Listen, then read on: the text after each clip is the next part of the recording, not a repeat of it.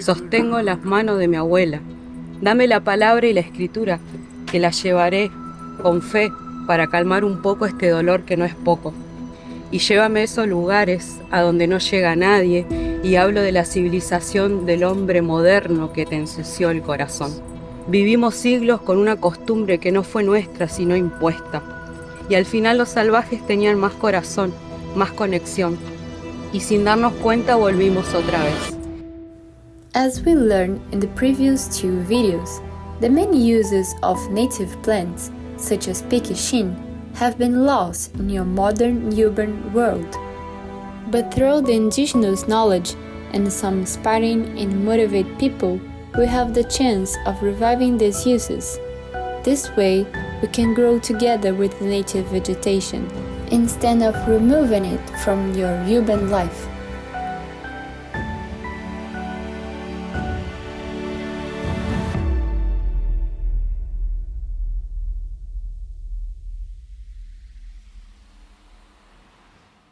Anna is currently working on the propagation of these native plants, investigating through the ecophysiologic and plant biochemistry ways to optimize germination process and ensure that successful propagation of this plant species. Hi guys, we are here in Condalia Senpai with Dr. Anna, and I will study some native plants and Piquillín, the estado de conservación on Piquillín. In her laboratory, she guides me through the process of preparing seeds for the germination and the propagation of the native seedlings. Here the collection. This is a Piquillín. Piquillín seeds. Piquillín seeds, very clear. This is Anna's own bank of seeds of Piquillín. It's the first part for the process of growing Piquillín is to choose 100 seeds, and we put them here. So let's count. 1, 2, 3, 14, 22, 64, 87, and 100. Now we're gonna put the pure ácido sulfúrico in the seeds of Piquillín. This part of the process is for broke the dormants of the seeds. We really need to take care. It's really dangerous substance.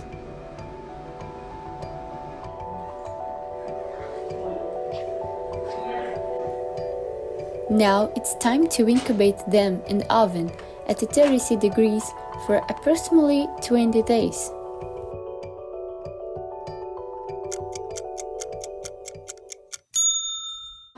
Seeds. In a process and after this period, it's time to sort through the sprouted seedlings. This part we need to do with really carefully because it's like a baby plant. So we need to go really slow and put with so much really careful. And you actually can see the radical sprout. It's like this little thing here. Woohoo! We did it! We have successfully germinated our seeds.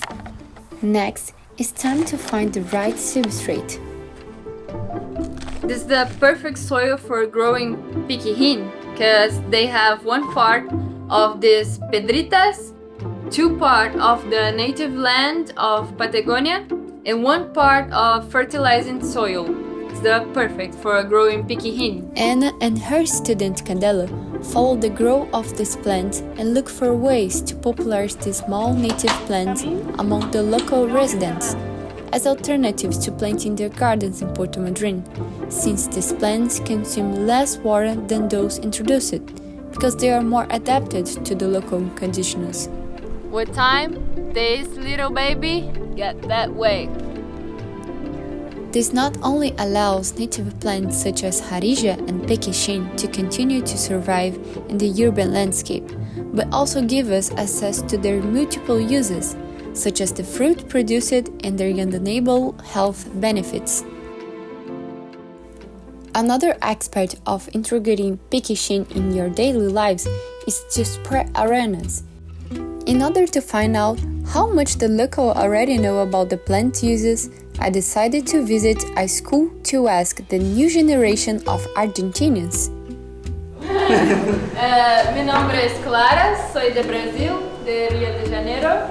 Vine aquí a investigar sobre el estado de conservación de una planta nativa, de Piquillín. You know the Piquillín? No comes Piquillín. No. No, ok. ¿Qué piensas sobre las plantas nativas? ¿Qué piensas? ¿Qué piensas? What? Very beautiful. Beautiful. Very good. Hermosas. Yes. ¿Qué plantas nativas tienen en su casa? ¿Qué plantas nativas tienen en su casa? Nothing. Well, maybe not as many people know about Piquillín uses yet, but nevertheless, the kid seems very interested in what native plants have to offer. Efforts like Anna's will continue to raise awareness and inform residents about the benefits of Piquillín for all the ecosystem. With the special protectors of the Patagonia flora, the efforts will continue to restore the native vegetation within urban areas, as well as revive the lost knowledge of the indigenous technology and culture. Wow! Hey!